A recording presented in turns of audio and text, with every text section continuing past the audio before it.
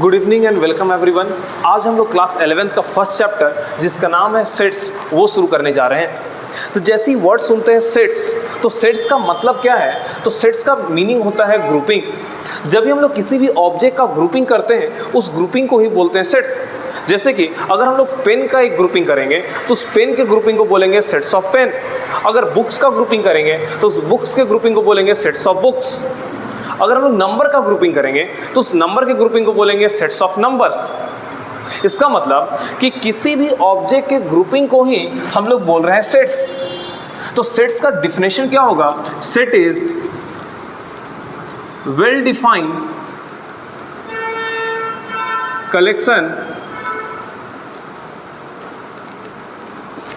Of an distinct object. Objects का grouping को sets बोल रहे हैं, लेकिन वो ग्रुपिंग ऑब्जेक्ट कैसा होना चाहिए? डिस्टिंक्ट होना चाहिए, अलग अलग ऑब्जेक्ट का ग्रुप होना चाहिए।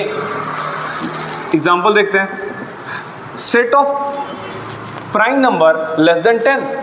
Set of prime number less than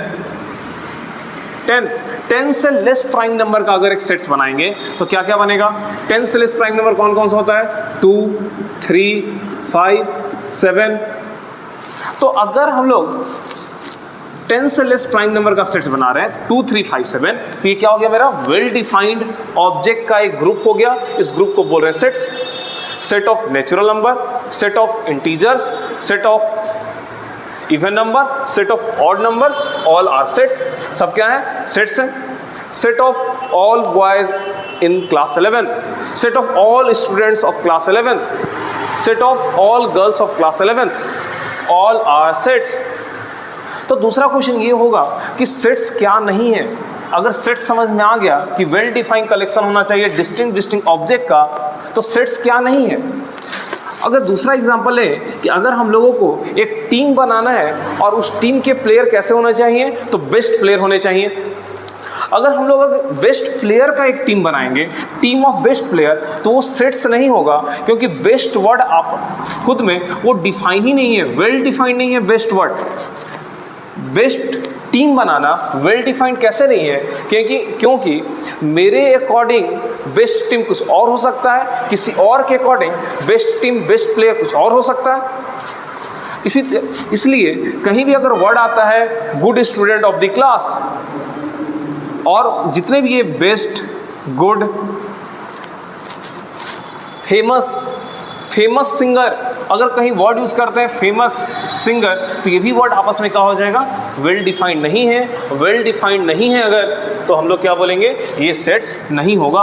मतलब किसी भी स्टेटमेंट में अगर best, good, famous word use हो रहा है, इसका मतलब वो वेल डिफाइंड नहीं है, और वेल डिफाइंड नहीं है तो वो सेट्स नहीं होगा। आगे बात करते हैं रिप्रेजेंटेशन ऑफ सेट्स का।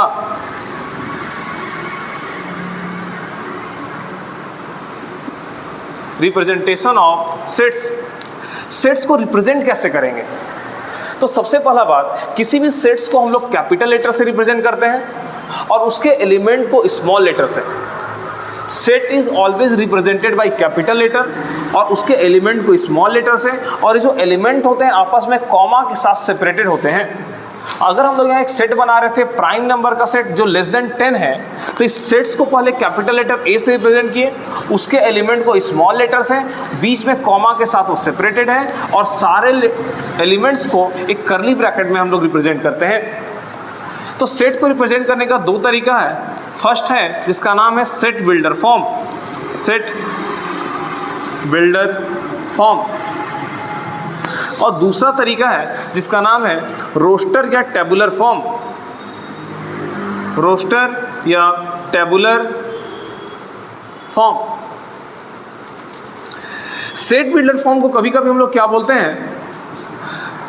Formula form. जब हम लोग किसी को फॉर्मूला के फॉर्म में अगर लिखते हैं, स्टेटमेंट के फॉर्म में लिखते हैं, कोई एक रूल के फॉर्म में लिखते हैं, उसको बोलते हैं सेट बिल्डर फॉर्म। जैसे कि हम लोग क्या एक रूल बनाए कि एक सेट ए होना चाहिए, A is a set of x.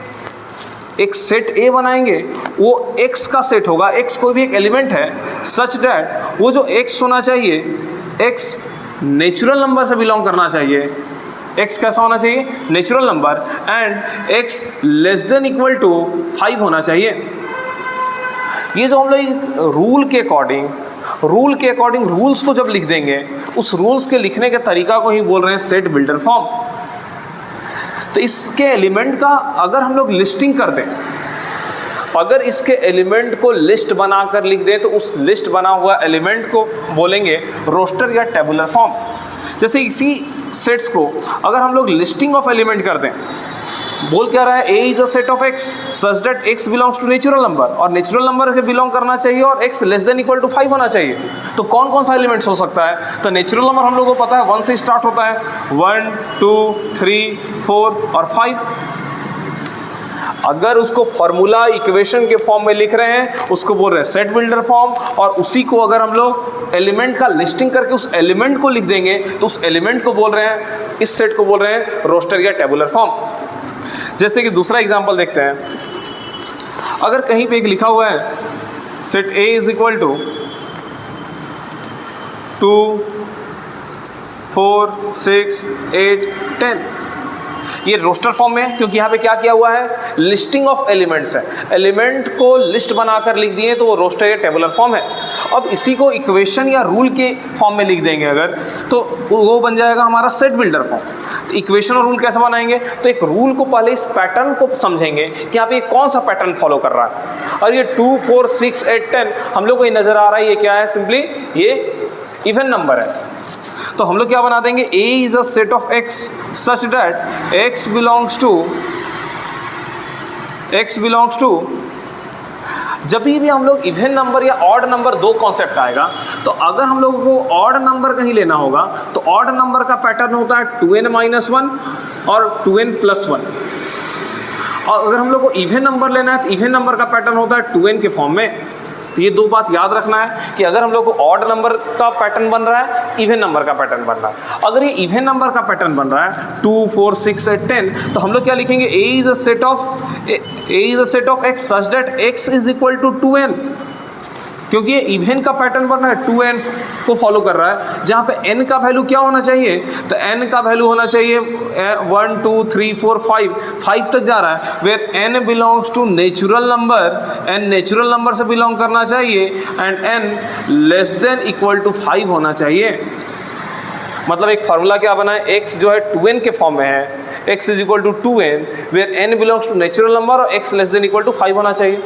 इसी को दूसरे तरीके से भी लिखे तो हम लोग ऐसा भी लिख सकते हैं कि A is a set of 2n, A 2n का सेट है such that n belongs to natural number होना चाहिए और n less than equal to 5 होना चाहिए। तो हम लोग क्या कर सकते हैं, अगर इक्वेशन के फॉर्म में किसी को लिख रहे हैं तो सेट बिल्डर फॉर्म है, और उसी को अगर हम लोग लिस्टिंग ऑफ एलिमेंट का लिस्ट बनाकर लिख दिए, तो उसको बोलते हैं हम लोग रोस्टर या टेबुलर फॉर्म।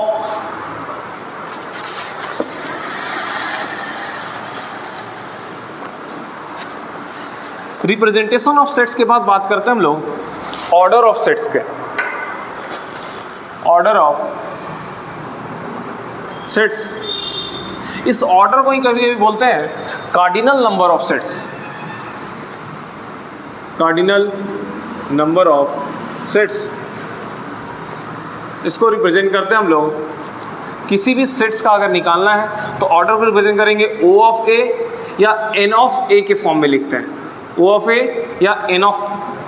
जैसे कि अगर एक सेट्स गिवन है, set of vowels, we know that vowel क्या क्या होता है, A E I O U, एक सेट्स है, तो इसका कार्डिनल नंबर क्या होगा या ऑर्डर इस सेट्स का क्या होगा, तो कार्डिनल नंबर या ऑर्डर बराबर होता है number of element present in a set.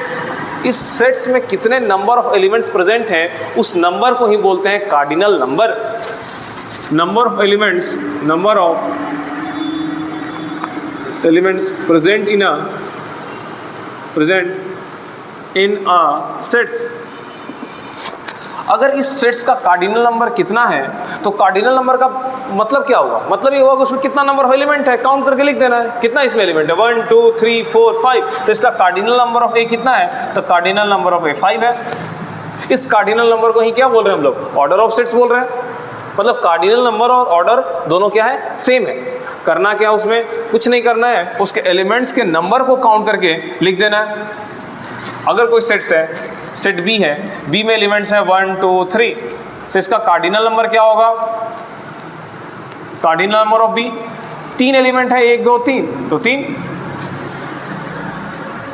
दूसरा एक वर्ड हम लोग यूज करेंगे बार बार, बिलोंग्स टू और डजंट बिलोंग्स टू। ये दो चीज़ हम लोगों को समझ लेना है कि इसका क्या मीनिंग है, बिलोंग्स टू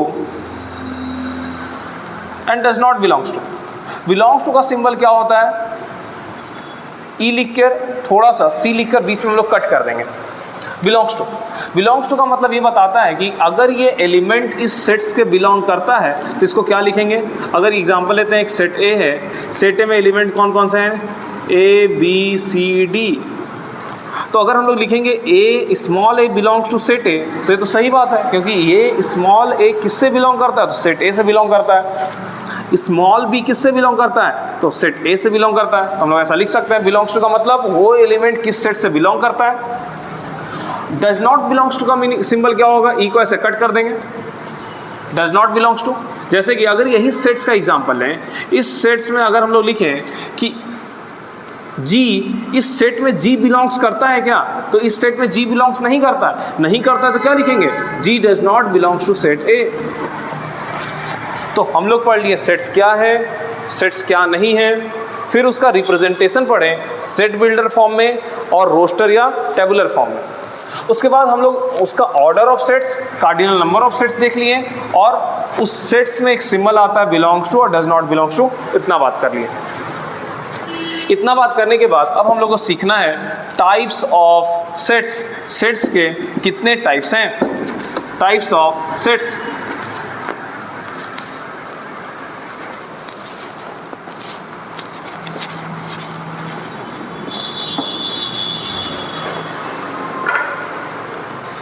नेक्स्ट टॉपिक है टाइप्स ऑफ सेट्स। तो सेट्स का टाइप्स का क्लासिफिकेशन हम लोग किसके बेसिस पे करेंगे, तो सेट्स का टाइप्स का क्लासिफिकेशन उसके कार्डिनल नंबर के बेसिस पे करेंगे कि उस सेट्स में कितने नंबर ऑफ एलिमेंट्स प्रेजेंट हैं। अगर कोई ऐसा सेट है जिसमें एक भी एलिमेंट प्रेजेंट नहीं है, अगर एक भी एलिमेंट प्रेजेंट नहीं है तो उसको बोलेंगे इम्पिटी या नल सेट। ऐसा सेट जिसमें केवल एक एलिमेंट प्रेजेंट है, सिंगल एलिमेंट प्रेजेंट है, तो उसको बोलेंगे सिंगलटन सेट। तो हम लोग टाइप्स ऑफ सेट्स का क्लासिफिकेशन किस बेसिस पे कर रहे हैं, तो उसमें कितने नंबर ऑफ एलिमेंट्स प्रेजेंट है उसके कार्डिनल नंबर के बेसिस पे कर रहे हैं। अगर फर्स्ट टाइप का बात करें, इसका नाम क्या है, नल सेट, या इसी को बोलते हैं हम लोग एम्प्टी सेट। इसका मतलब क्या है कि ऐसा सेट जिसमें कोई भी एलिमेंट प्रेजेंट ही नहीं है, ऐसा सेट जिसमें कोई भी, a set which does not contain any elements, a set which does not contain any element is called null set या इम्पिटी सेट। तो नल सेट को हम लोग रिप्रेजेंट कैसे करेंगे, तो सेट को रिप्रेजेंट करते हैं हम लोग कर्ली ब्रैकेट में, और कर्ली ब्रैकेट से ही नल सेट को कर्ली ब्रैकेट से ही रिप्रेजेंट करेंगे, लेकिन इसमें अंदर कोई एलिमेंट प्रेजेंट नहीं है। या इसको दूसरे तरीके से हम लोग फाई के फॉर्म में भी रिप्रेजेंट करते हैं। एग्जाम्पल देखते हैं, a set of even number less than 2, set of even number less than 2। Even number का सेट बनाना है, इवन नंबर का सेट बनाना है जो 2 से कम होना चाहिए, तो 2 से कम इवन नंबर तो पॉसिबल ही नहीं है, क्योंकि 2 से कम क्या हो सकता है, 2 से कम हमारा ऑड हो सकता है 1, लेकिन 2 से लेस में इवन नंबर पॉसिबल नहीं है। तो ये कैसा सेट है, यहाँ पे सेट क्या हो जाएगा, phi set, null set, empty set. दूसरा सेट नल सेट के बाद ऐसा सेट जिसमें सिंगल एलिमेंट प्रेजेंट है, सिंगल प्रेजेंट होगा तो उसको बोलेंगे singleton set, singleton set. Singleton sets का डिफिनेशन क्या होगा, a set which contain only single element, a set which contain only single element is called singleton set. Example देखते हैं, set of even prime number, set of even prime number.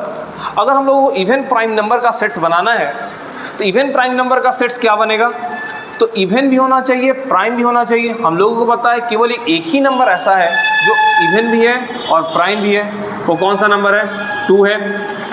तो ऐसा set जिसमें केवल एक element present है, एक element present है, तो ये कैसा है? ये इवन, ये सिंगलटन सेट्स हुआ। थर्ड कौन सा है? अब इस तरीके से अगर हम लोग चलते जाएंगे तो अब थर्ड सेट बनाएंगे फाइनाइट सेट। फाइनाइट सेट्स जिसमें जिसके सेट्स के एलिमेंट को हम लोग काउंट कर सकते हैं, काउंटेबल सेट्स। ऐसा सेट जिसमें हम लोग को फाइनाइट नंबर में एलिमेंट्स प्रेजेंट है। Set of natural number less than 100, set of natural number less than 10। जहाँ भी एलिमेंट प्रेजेंट है उस एलिमेंट के नंबर को अगर हम लोग काउंट कर लिए, सेट्स के नंबर को काउंट कर लिए तो फाइनाइट सेट। अगर उस सेट के नंबर, एलिमेंट के नंबर को नहीं काउंट कर पा रहे हैं तो क्या बन जाएगा? Infinite set. Infinite sets. What is the definition of finite set? A set which contain a finite number of elements. A set which contain a finite number of elements is called finite set. Example देखते हैं। set of natural number less than 10 से less natural number का हम लोग को अगर बात करना है तो इसके कितने होंगे? 10 से लेस 9 होंगे। तो अगर इसके एलिमेंट्स को हम लोग काउंट कर सकते हैं तो फाइनाइट सेट।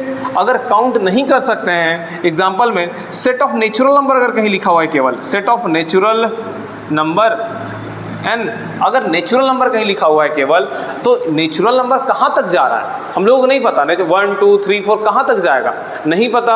इनफाइनाइट है, उसके अगर कार्डिनल नंबर इनफाइनाइट है तो इनफाइनाइट सेट। जिसके कार्डिनल नंबर को काउंट कर सकते हैं उसको बोलेंगे फाइनाइट सेट। एक चीज़ और, जब भी हम लोग कोई सेट्स बनाते हैं उस सेट्स के एलिमेंट का रिपीटेशन नहीं होना चाहिए। जैसे कि अगर हम लोग वर्ड मिसिसिपी का अगर हम लोग को सेट्स बनाना है, मिसिसिपी वर्ड का अगर हम लोग को सेट्स बनाना है तो इस सेट्स बनेगा कैसे? इसमें कौन सा एलिमेंट होगा? एम एक बार आया, एम आई एक बार, एस एक बार और पी एक बार। मिसिसिपी। तो यहाँ पे वर्ड जो मिसिसिपी है उसमें एस 4 टाइम्स रिपीट हो रहा है। इसका मतलब ये नहीं है कि हम सेट्स में हम लोग क्या करेंगे, सेट्स में एस को 4 टाइम्स लिखेंगे। सेट्स के एलिमेंट का रिपीटेशन अलाउड नहीं है। सेट्स में हम लोग एलिमेंट का रिपीटेशन नहीं करते हैं, ठीक है। तो हम लोग टाइप्स ऑफ सेट्स में ये केवल 4 ही टाइप्स थे: null set, singleton set, finite set और इनफाइनाइट सेट्स। ये 4 सेट समझने के बाद, टाइप्स ऑफ सेट्स को पढ़ने के बाद, अब हम लोग आएंगे इक्वल सेट्स के बारे में। तो ये 2 वर्ड आएगा, इक्वल और इक्विवेलेंट सेट। तो जब भी हम लोग को इक्वल और इक्विवेलेंट सेट का बात करना होगा तो ये कंपेयरिंग सेट्स है। तो यहाँ पे अकेले कोई सेट्स तो इक्वल नहीं हो सकता। इसका मतलब हमारे पास 2 सेट्स होना चाहिए और उस 2 सेट्स को कंपेयर करके बता पाएंगे कि ये दोनों सेट्स आपस में इक्वल है कि नहीं है। तो फर्स्ट क्या आएगा? Equal sets. मतलब 5th नंबर में अगर बात करें equal sets, what is equal sets? 2 sets A and B, 2 sets A and B are said to be equal। Equal कब बोलेंगे 2 सेट A और B को? जब when their elements are equal, when they contain exactly same element, when they contain exactly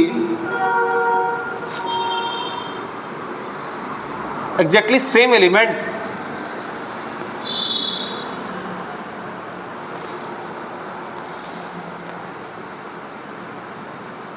example देखते हैं। अगर 2 sets लेते हैं, एक सेट है 1 2 3, तो दूसरा सेट्स भी हमको सेट बी बनाएंगे। सेट बी में क्या हो रहा है? Set of natural number less than 4। Set of natural number B is a set of x such that x belongs to natural number and x less than 4। Set A था मेरा 1 2 3, set B बोल रहा है x natural number में है और x less then 4 है। तो हम लोग किए क्या? ये तो दोनों आपस में बराबर होना ही है। क्यों? क्योंकि ये तो टेबुलर फॉर्म में है, सेट बिल्डर फॉर्म में, ये तो ऐसे ही आपस में इक्वल लग रहा है। तो ऐसा कोई भी 2 सेट्स जिसके एलिमेंट भी एग्जैक्टली इक्वल होने चाहिए, उसको हम लोग बोलेंगे इक्वल सेट्स। फिर है इक्विवेलेंट सेट, इक्विवेलेंट सेट्स, ये थोड़ा सा इंटरेस्टिंग है। इक्वल सेट्स तो मतलब इक्वल, दोनों में इक्वल एलिमेंट भी होने चाहिए। इक्विवेलेंट क्या है, बोल रहा है two sets A and B are said to be equivalent, two sets A and B are said to be equivalent if their cardinal number are same, if their cardinal number are same। दो set equivalent कब होगा, जब उसका cardinal number आपस में equal होगा। जैसे कि एग्जांपल देखते हैं, एक सेट ए है जिसमें एलिमेंट क्या है 1 2 3 एंड दूसरा सेट जिसमें एलिमेंट क्या है ए बी एंड सी।